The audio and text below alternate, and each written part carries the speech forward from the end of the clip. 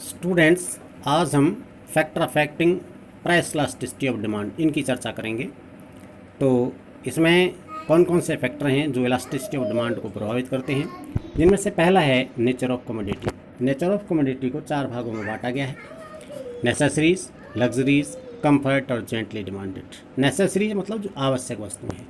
आवश्यक वस्तुओं में आता है जैसे मिट्टी का तेल है, माचिस है और पाठ्य पुस्तकें या दूसरी चीज़ें हैं।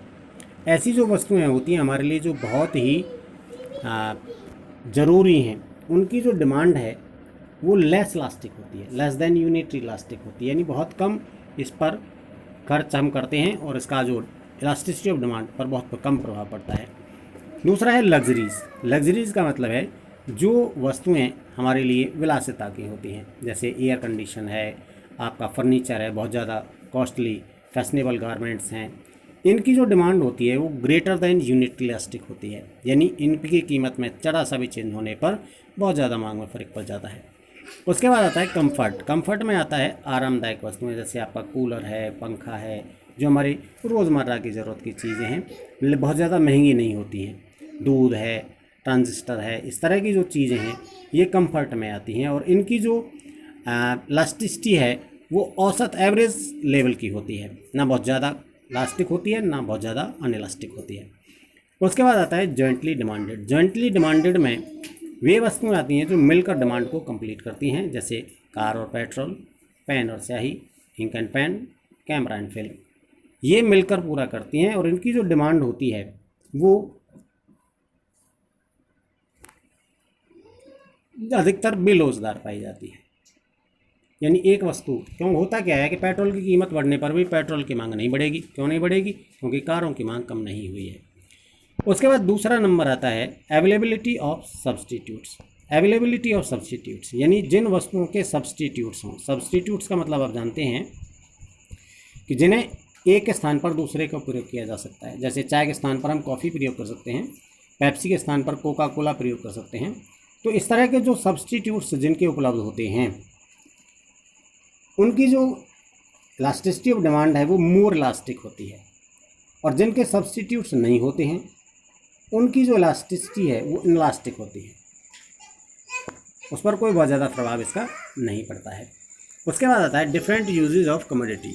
डिफरेंट यूजेज ऑफ कमोडिटी का मतलब है कि हम जो हमारे पास वस्तुएं हैं उसको हम कितने जगह प्रयोग कर सकते हैं, कितनी कामों में प्रयोग कर सकते हैं, ये दर्शाता है उसमें। तो यहाँ डिफरेंट यूजेज ऑफ कमोडिटी में जब हम बात करेंगे, जैसे इलेक्ट्रिसिटी ही है, इसको आप पंखा चलाने में प्रयोग कर सकते हैं, हीटर चलाने में प्रयोग कर सकते हैं, कुकिंग में प्रयोग कर सकते हैं। तो इसकी जो इलास्टिसिटी ऑफ डिमांड है उस पर क्या होता है कि डिफरेंट यूजेज में होने के कारण उसको अलग अलग प्रयोग किया जा सकता है। तो जब इसकी कीमत बढ़ जाती है तो उसको कम कामों में प्रयोग किया जाता है, और कीमत कम होने पर उसको अधिक कामों में प्रयोग किया जाता है। इसलिए इसकी जो इलास्टिसिटी ऑफ डिमांड है वो इलास्टिक होती है, यानी अधिक इलास्टिक होती है, मोर देन यूनिटरी होती है। उसके बाद आता है postponement of usages. Postponement of use का मतलब है कि जिन वस्तुओं के उपभोग को आगे के लिए पोस्टपोन्ड किया जा सकता है उनकी जो इलास्टिसिटी ऑफ डिमांड है वो अधिक लोचदार होती है। उसका कारण है क्योंकि उसको आगे के लिए लटकाया जा सकता है, तो इसलिए इलास्टिक होती है। और जिनको आगे पोस्टपोन नहीं किया जा सकता है उनकी जो मांग की लोच है वो लेस इलास्टिक होती है, कम इलास्टिक होती है। जैसे अगर हमें मकान बनाना है और मकान हमें देखा है कि अभी सीमेंट, क्रैशर, ईंट आदि के रेट ज़्यादा हैं, तो हम उसको पोस्टपोन कर सकते हैं और आगे के लिए कभी जब वो सस्ते हो जाएंगे तब उन्हें हम बना सकते हैं। उसके बाद आता है उपभोक्ता की आय, इनकम ऑफ कंज्यूमर। कंज्यूमर की जब इनकम का बात करते हैं तो दो बातें होती हैं, या तो जिनकी बहुत ज़्यादा हाई इनकम है या जिनकी बहुत ज़्यादा लो इनकम है, उनकी जो मांग है, वस्तु की मांग की लोच है, वो अक्सर इनलास्टिक होती है। क्योंकि जिसके पास है नहीं कुछ वो तो मांग ही नहीं करता, और जिसके पास बहुत ज़्यादा वेतन है, बहुत ज़्यादा इनकम जिसकी है, उस पर कोई प्रभाव नहीं पड़ता। इसका जो प्रभाव है वो केवल मीडियम क्लास पर पड़ता है, और इसी के लिए इनकी जो मांग की लोच है वो अधिक लोचदार होती है।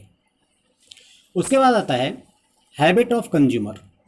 कंज्यूमर की हैबिट, यानी जिस वस्तु की व्यक्ति को आदत पड़ जाती है उनकी मांग इनइलास्टिक होती है। उसके लिए चाहे वो कहीं से भी अरेंज करे, उसका प्रयोग करेगा, वो कीमत बढ़ जाए तो भी करेगा, कीमत कम हो जाए तो भी करेगा, उसकी मांग पर कोई प्रभाव नहीं पड़ता है। इसलिए इसकी जो इलास्टिसिटी है वो इनइलास्टिक होती है। उसके बाद आता है proportion of income spent on A commodity, यानी वस्तु पर आय का कितना भाग खर्च किया जा रहा है। जिन वस्तुओं पर आय का बहुत कम, इनकम का एक शॉर्ट पार्ट खर्च किया जाता है, जैसे अखबार है, टूथपेस्ट है, या छोटी छोटी जो चीज़ें हैं, उनकी जो मांग है वो इनइलास्टिक होती है। उस पर कीमत का बहुत ज़्यादा प्रभाव नहीं पड़ता है। जबकि जो चीज़ें ऐसी हैं जिन पर आय का अधिक भाग खर्च किया जाता है, जैसे टीवी है, एसी है, इनकी जो मांग है वो इलास्टिक होती है। इसके अलावा दो चीज़ें और हैं जो इलास्टिसिटी को प्रभावित करती हैं। एक है प्राइस लेवल। प्राइस लेवल में दो हो सकते हैं, हाई प्राइस लेवल और लो। हाई प्राइस लेवल मांग की इलास्टिसिटी को अधिक प्रभावित करता है और लो प्राइस लेवल कम प्रभावित करता है।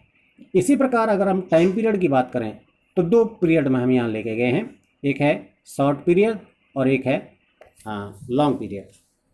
यहाँ आप देख रहे हैं कि जो शॉर्ट पीरियड है उसमें डिमांड इनइलास्टिक होती है और लॉन्ग पीरियड में इलास्टिक होती है। क्योंकि शॉर्ट पीरियड में इनइलास्टिक इसलिए होती है कि शॉर्ट पीरियड में कुछ भी किया नहीं जा सकता है, वो बहुत छोटा पीरियड होता है, उसमें मांग में कोई परिवर्तन या उत्पादन में कोई परिवर्तन आदि का कोई प्रभाव नहीं पड़ता है, इसलिए वहाँ तो ये इनइलास्टिक होती है। और जो लॉन्ग पीरियड होता है उसमें बहुत से चेंजेस किया सकते हैं, वो बोलता अपनी आदत को बदल सकता है, वस्तु को प्रभाव को बदल सकता है, और उसमें ये लॉन्ग पीरियड में जाकर ही इलास्टिक हो जाती है। तो बच्चों, ये थे मांग की कीमत लोच को प्रभावित करने वाले तत्व। Thank you.